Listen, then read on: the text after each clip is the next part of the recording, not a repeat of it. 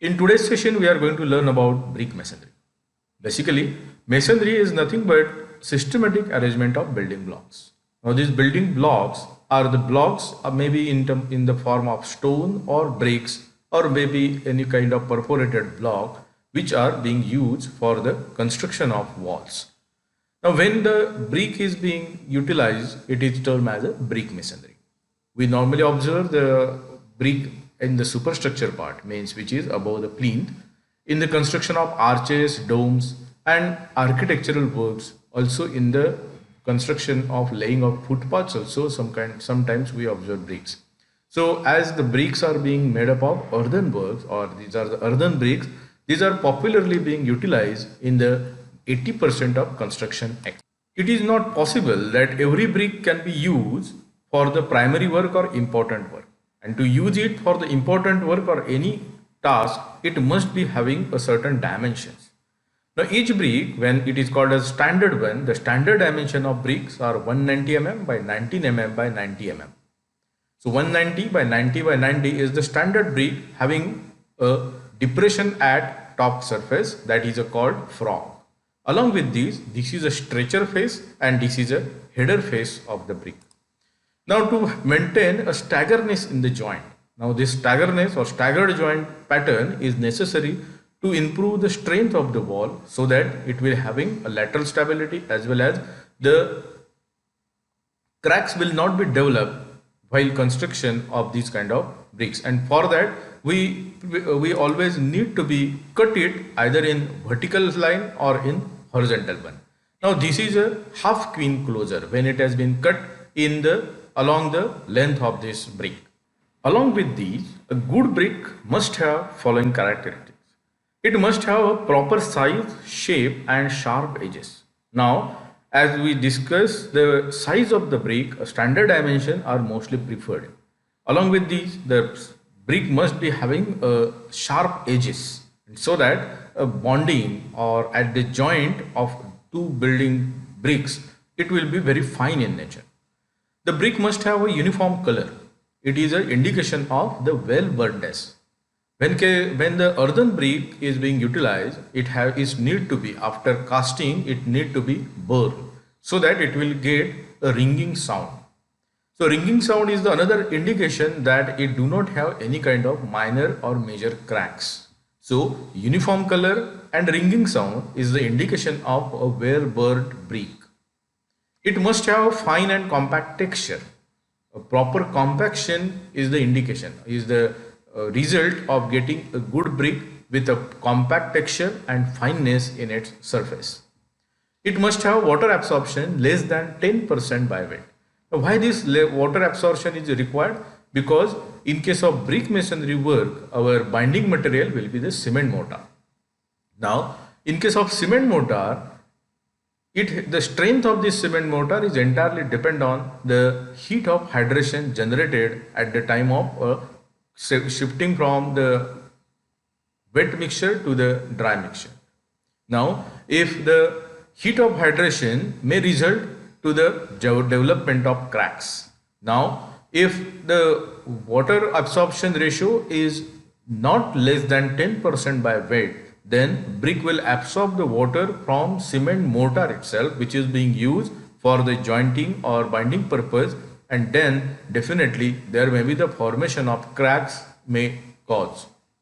And that is why the brick itself, and sometimes at site you might have observed that bricks are being wet or these are being immersed in the water for some duration, maybe 5 minutes or 10 minutes, and then they are being laid on the respective layers. Then crushing strength must be greater than 35 kg per centimeter square. The crushing strength is nothing but its load bearing capacity or load carrying capacity. So maximum load it can sustain, that is 35 kg per centimeter square. And one of the important part, that is ease for workmanship, means maybe the cutting must be possible or easier one, its handling must be easier one. In case of you may require it, cut it in the diagonal one or any kind of ornamental part, you are going to cut it in any specific shape, it must be very easy for one. That is nothing but its ease for workmanship. So when you are calling it a good brick, it must have all these characteristics fulfilled by it. Now, when we call the masonry work as discussed earlier, it is nothing but a systematic arrangement. Along with these one, the systematic arrangement is being carried out by a specific kind of bonds for specific purpose. These are the bonds which are applied or which are being adopted in case of brick masonry. Stretcher bond, header bond, English bond, Flemish bond are the important one or commonly observed bond in case of brick masonry. Along with this, garden wall bond, racking bond, Dutch bond, brick on edge bond, English cross bond, facing bond are the some of the bonds which are not regularly but occasionally you can found over here. Now these are the four important bonds, that is stretcher bond, header bond, English bond, Flemish bond.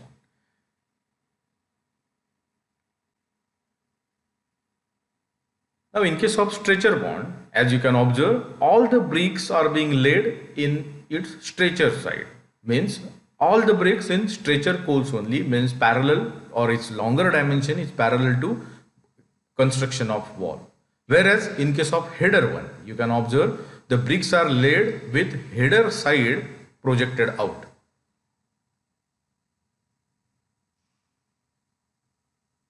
In case of English bond, it consists header as well as stretcher. So for the staggerness of joint, you can observe there is a one brick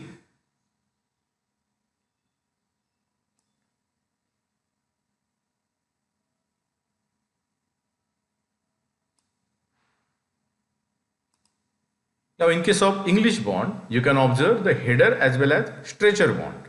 So for the maintaining staggerness of the joint, a one twin closure has been introduced, and then they have started the laying of the brick with alternatively header and stretcher in layers. So this will be the layer of header, and to the opposite one there will be the layer of stretcher, and in the next layer over the header there will be the stretcher, and over the stretcher there will be the header.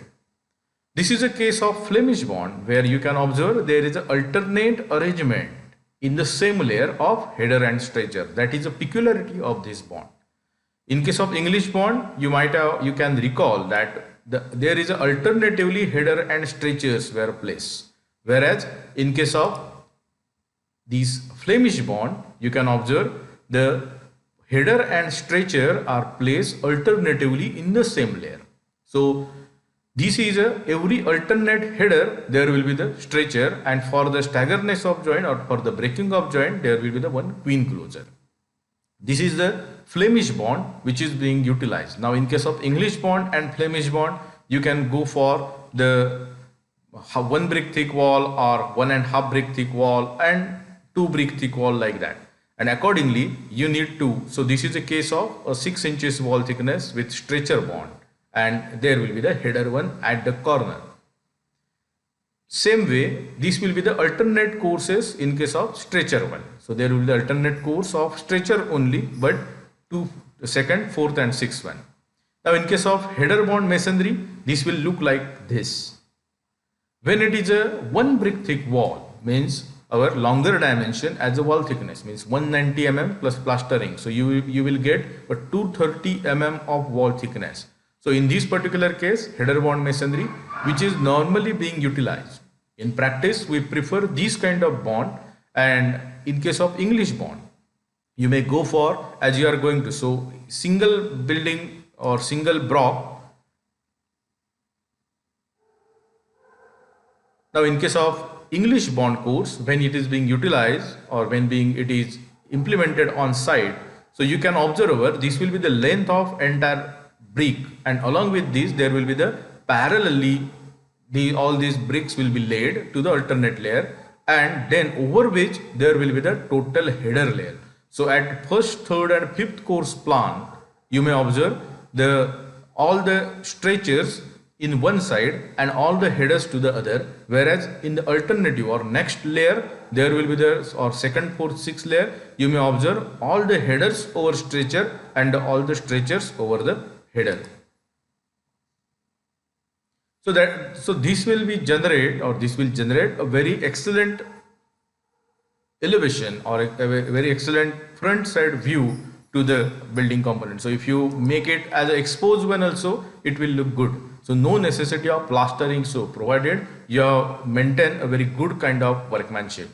Now in case of Flemish bond, as there is a alternatively header and stretcher, again for the there will be the one queen closer to its center or after one stretcher, and then alternatively header and stretcher will be provided, so that this will be a perfect 230 of wall thickness. So these are the major bonds, that is stretcher, header, English and Flemish bond. Now in case of stretcher bond, as we have seen in this earlier video, that is all the bricks are being laid with its longer dimension parallel to length of the wall. In case of header bond, the header face will be projecting towards the, or it will be the facing of the wall. In case of English bond, with one brick thick wall, one brick thick is nothing when you will be getting a wall thickness as its length, that is 190 mm. But providing the plaster from external as well as internal, we will be getting a wall thickness of 230 mm, and that when it is called as a one brick thick wall.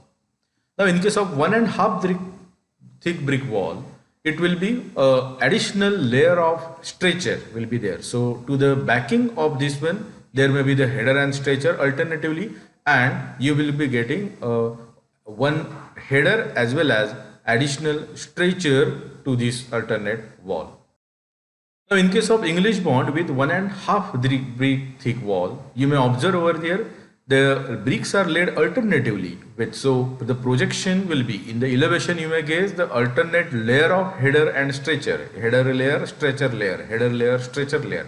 But for this you will be, when you need to maintain the wall thickness as 1.5, then this will be the one brick thick, and then additional half brick thick wall you can add by providing the one stretcher layer along with one header layer. So in the next layer the arrangement will be different. So this is the alternate layer arrangement where the through the backing there will be the header. Now in the alternate layer there will be the stretcher, and to the facing there will be the header one. So you may get the elevation like this.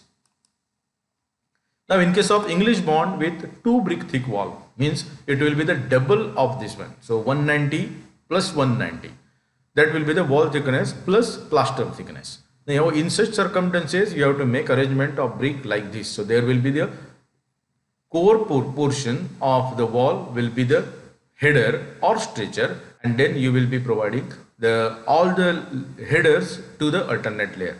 So alternatively you are providing all headers, and then when it is a case of stretcher one, the core of the wall will be filled by the header bricks.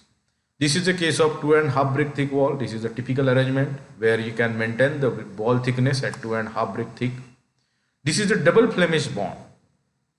Now in case of Flemish bond, what is the peculiarity of this one?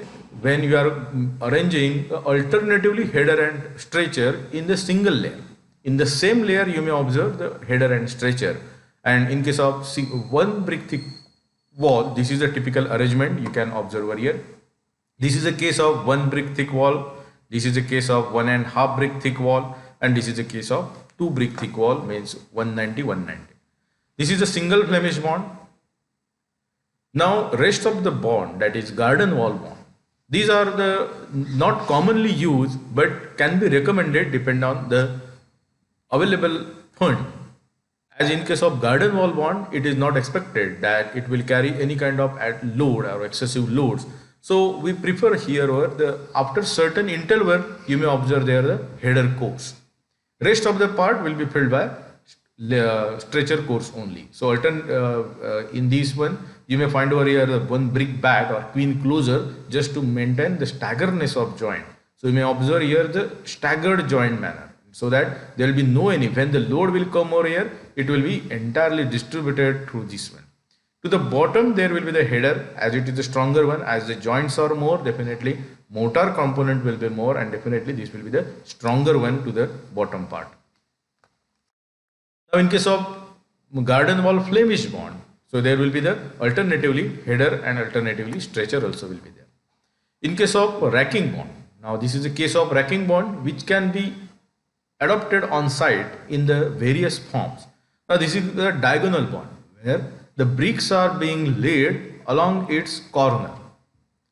So that you may observe the bricks are seen as like a diagonal one.